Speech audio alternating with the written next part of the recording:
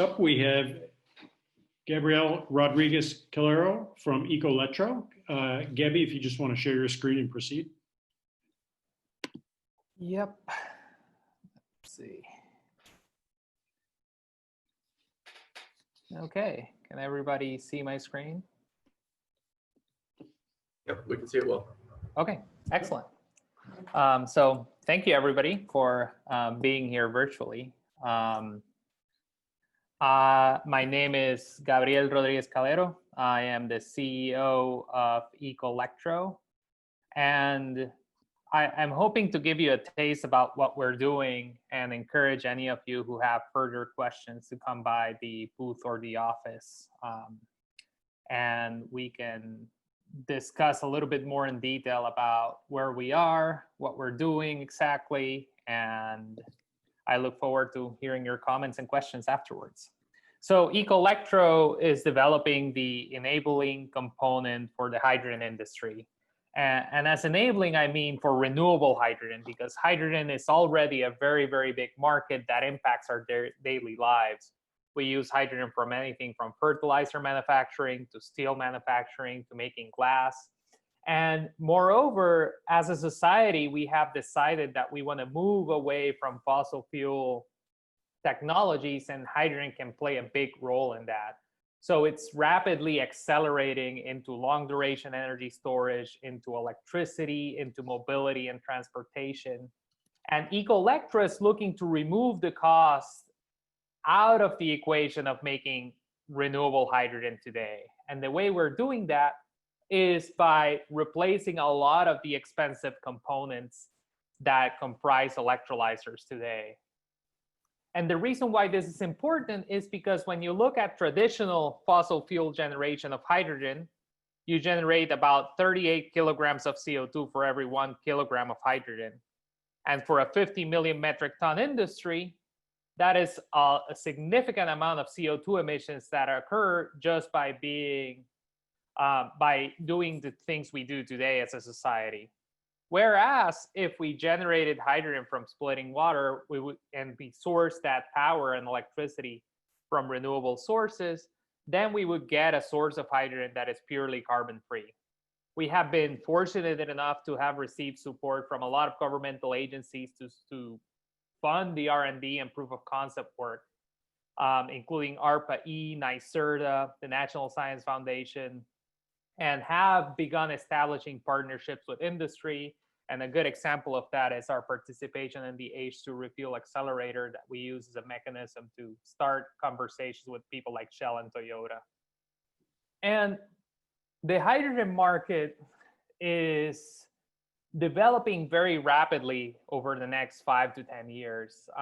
Currently, there are significant investments going into the hydrogen space. And I listed all the bullet points here because I've been starting to collect some of these headlines. And there's things like Cummins buy Hydrogenics for $290 million. And when you really think about that, that is a diesel engine generator making their bets on the hydrogen industry. You have people like Nikola producing their fuel cell trucks. You have the largest power generation machinery or power generation and distributor in the world, Enel, deciding that they need to have a hydrogen business, and they're making all these bets in this new renewable fuel.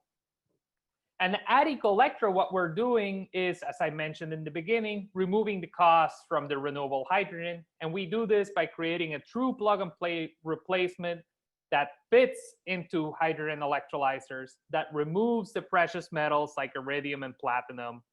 And by doing this, we enable some additional applications for hydrogen that were not available before, and we decrease the economic adoption barriers. Again, an electrolyzer and a fuel cell is simply a machine that takes water and electricity and makes hydrogen and oxygen, or it takes hydrogen and oxygen and makes electricity back. So you can really think of this as the same device. A little bit about Ecolectro. We're a team of 8 scientists and engineers. These are our facilities in Ithaca, New York. We have a full staff R&D suite where we can do a lot of the proof of concept and pilot development work. We have a team with rapid growth and ambitions to grow. And we are joined by a seasoned group of advisors, board directors, and technology commercialization experts to help us take our technology from where we are today into the market. And with that, I'd be happy to take any questions. Thank you so much. Okay, let's open up to questions.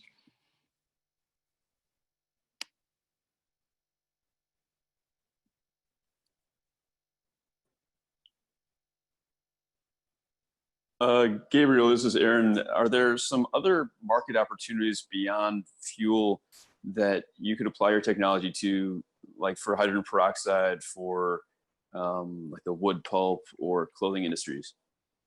Yeah, so we are targeting hydrogen and not necessarily as a fuel, but also as a raw input for a lot of these other technologies. So the key thing here is that hydrogen produced via natural gas reformation, which is how 90% of this market is satisfied today.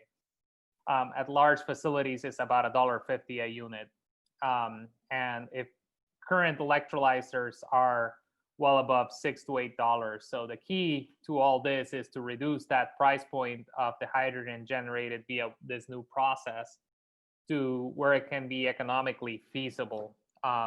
And moreover, I think relating a little bit to kind of our core chemistry expertise, we are exploring strategically some other areas where these alkaline exchange materials can be used, in like the separations technologies in the chemical industry, as additives, as electrodes for different battery materials and such. Yeah, what I presented here is how we can help this new nascent industry kind of get to a lower cost, but there are definitely other applications that we explore as well. Thanks. Thanks.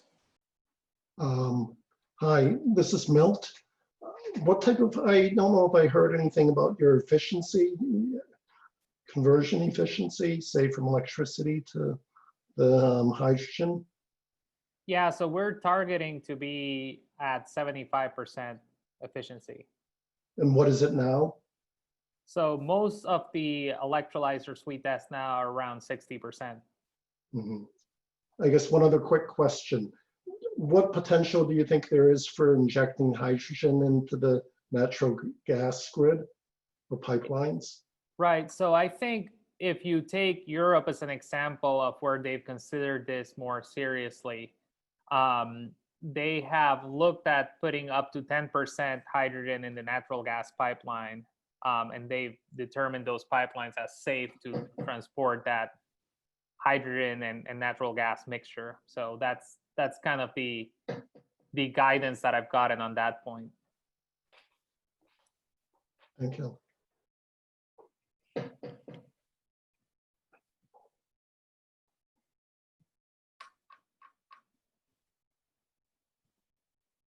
Any others?